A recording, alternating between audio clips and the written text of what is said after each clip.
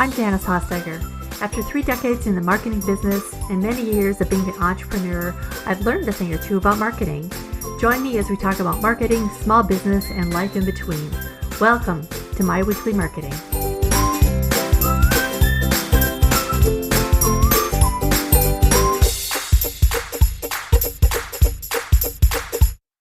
So every time I get a new client, the first question I ask right out of the gate is, who is your target customer? A lot of the time I get an answer that sounds like this. Well, she's a woman, 30 to 55, who makes between $60,000 and $120,000 a year. That, my friend, is a good start, but let's be truthful here. Do you know any 30-year-olds? Think about that person. Now, think about a 55-year-old. In fact, that's about the age difference between me and my daughter. But let me tell you, I love my daughter, but she and I are quite different. She's on TikTok or Snapchat, loves going to music festivals, gets her groceries from HelloFresh, works in a lab, but is also a photographer, and she loves scary movies. I, on the other hand, am on Instagram most of the time. I prefer to go shopping on weekends for fun. I get my groceries from Trader Joe's, and I'm a business consultant. I'm also more of a rom-com person. We're not listening to the same podcasts, the same music, shopping in the same stores, watching the same movies, and we have different professions. And a person lives very differently if they're making $60,000 a year than if they're making $120,000 a year. So trying to market to both of these individuals will be very challenging. What speaks to her would not speak to me, and vice versa. So if we're both inside your target market, which one of us would you talk to? I'd recommend the one who would be your most loyal customer, spend the most, and that you connect with the easiest. And that's the one who should be your ideal customer avatar. That's why it's important to really know and understand your target customer, because everything you do in marketing is built on understanding that individual. So if determining an ideal customer is so important, why are we afraid to narrow our marketing down to one target person? I think the answer is fear. We're afraid we're going to leave somebody out. And I completely get that. We work hard for every customer we have. So why would we want to exclude someone? Let me be clear. You aren't really leaving anyone out. By developing an ideal customer profile or an avatar, you're just aiming for the best customer, but you're not turning people away. My daughter prefers HelloFresh, but she'll shop at Trader Joe's sometimes, same as me. She'll also watch a rom-com if I force her to. When I started my marketing career, this was scary to me too.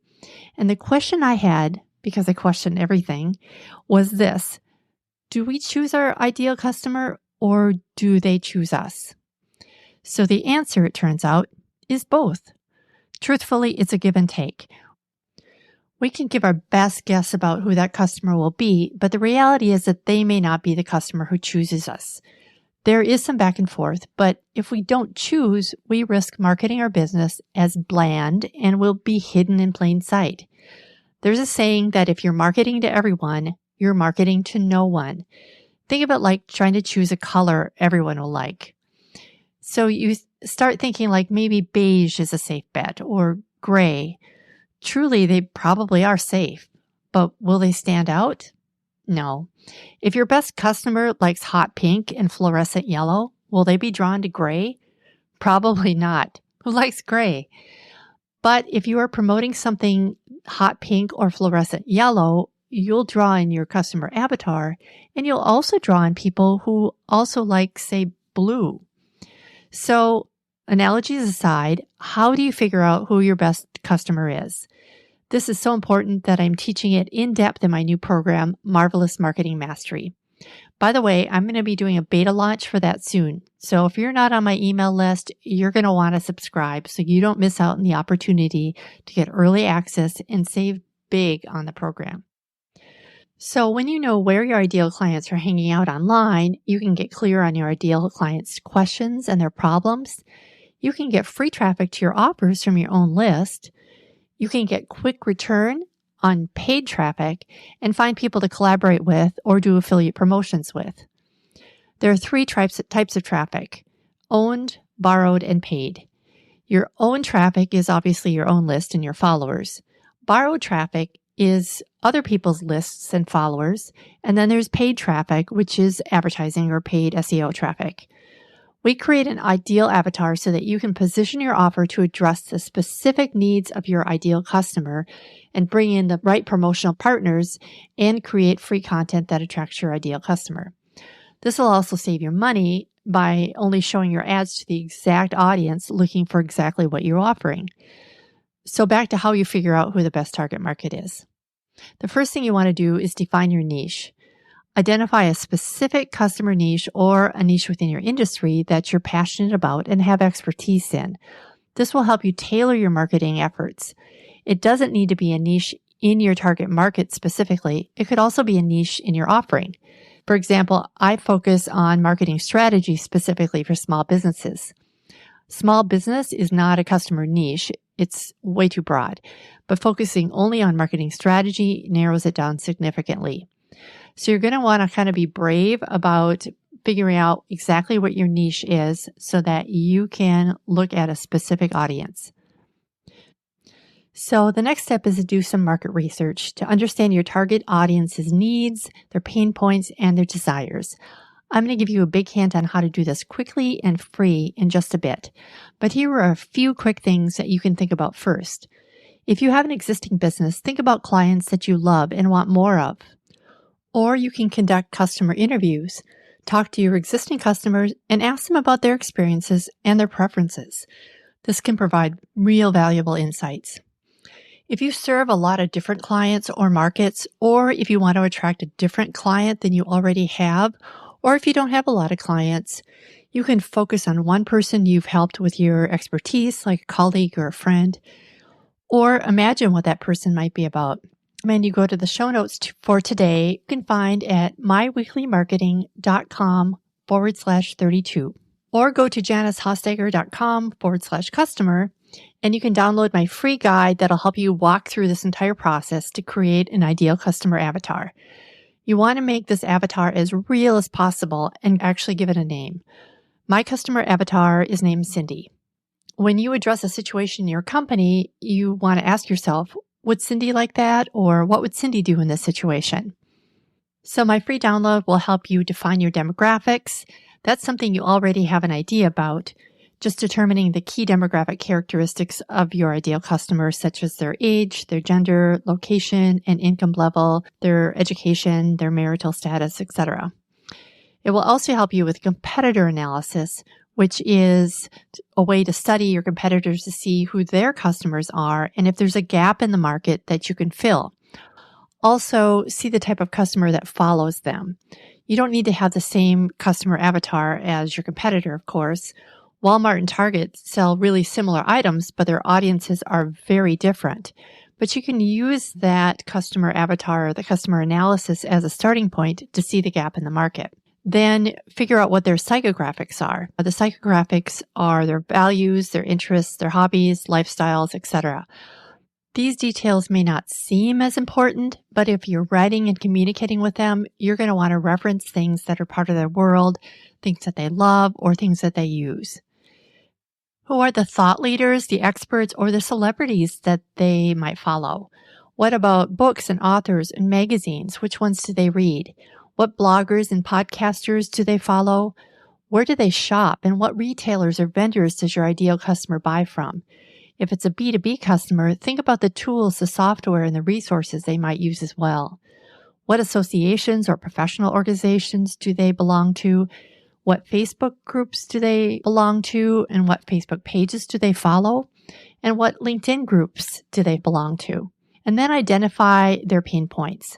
Really understand the problems that your ideal customer faces and how your product or service can solve them. Bonus points if you can get your ideal customer to describe their pain points in their own words.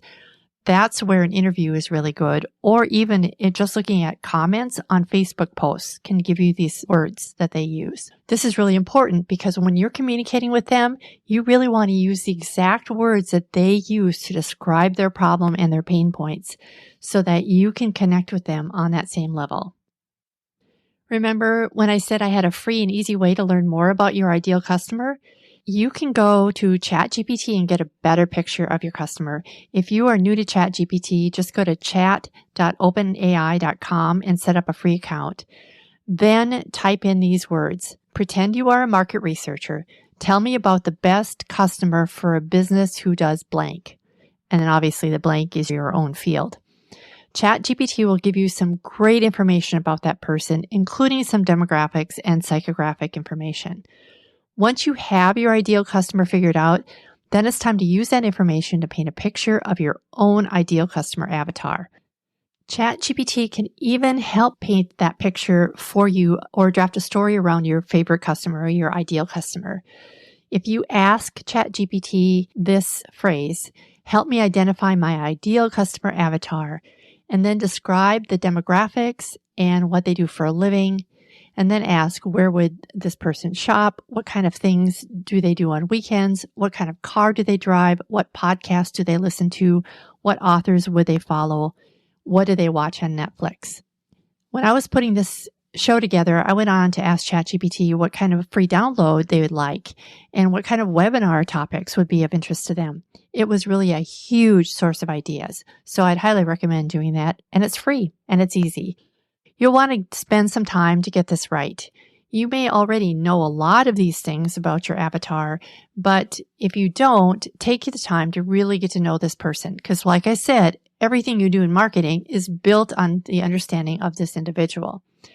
After you've gathered all your information and created a story or a profile around your ideal customer, next you'll want to craft a unique value proposition, define what makes your offering unique, and communicate that clearly to your ideal customer. So a value proposition is simply internal language for you and your team that says, I do blank for blank, that would be your avatar, so that they get the blank benefit. It's really simple, but it helps clarify your messaging so that you thoroughly understand who your avatar is and what the benefit is that sets you apart. Then it's time to build an online presence that will draw this person in. Use your website and social media to reflect the likes of your avatar. Write content that they would like and that talks specifically to them. After that, engage with them on social media. Actively connect with them in platforms and groups where they hang out. You'll also want to leverage email marketing. And when you write your emails to your ideal customer, I always like to have a profile stuck to the wall next to me so that I know exactly who I'm talking to. So you can write your emails in a way that feels really personal. And make sure to use you rather than everyone when you're addressing them, so it will feel like you're really talking to one individual. It makes a big difference when you're talking to one person versus talking to a group. Then provide them with valuable content that they're interested in. Be authentic and show your real self in your emails and all your marketing efforts. When you connect with them, think about how you make your avatar feel. People buy from people they know, like, and trust, and they buy on emotion. So make sure that emotional component is always included. And if you're really talking to someone that you know, like talking to them like a friend, that really comes across in the email or any kind of communication. After that, I recommend monitoring your analytics. Keep an eye on your website and your social media to see what's working and what's not. Your analytics tell a story about what people like and don't like, so you can adjust accordingly. I'd recommend continuously testing your marketing strategies so that you can make adjustments based on the results. Your ideal customer's preferences may evolve over time or just be a little off at the beginning. Remember, I said you find your ideal customer, but they also find you. So it's kind of a give and take, especially when you're first starting out or you're first working with your ideal customer profile. Then you can offer solutions that demonstrate how your product or service can truly help this individual solve their problem or meet their desires. Always provide value first for them. Then it's time to build relationships and foster genuine connections with your customer. This will lead to long-term loyalty and word-of-mouth referrals. It'll also let you get to know your ideal customer better and better. Remember, finding your ideal customer and creating a customer avatar is an ongoing process. But if you've made it this far, you are off to a great start, my friend. So are you ready to jump in? Be sure to download my ideal customer profile guide that will help you walk through all this. Go to the show notes for today, myweeklymarketing.com/32. So that's all for this week. If you found this useful, I would be so honored if you leave a review in Apple Podcasts. These podcasts take a lot of time each week, and it would be so helpful to know that they're making a difference in your life and in your business. Thanks so much. Bye for now.